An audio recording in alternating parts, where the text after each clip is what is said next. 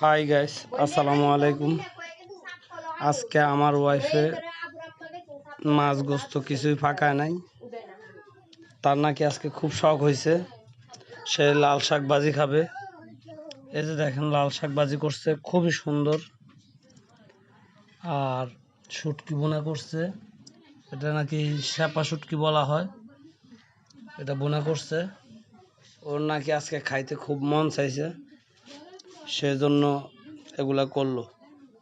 আমি তো মাছ ছাড়া ভাতে খাইতে পারি না, কিন্তু সে আজকে এই লাল শাক আর এই যে শুটকি বোনা, ডাইল মনে হয় পাকাইছে কিনা জানি না, ডাইল ফাঁকায় নাই।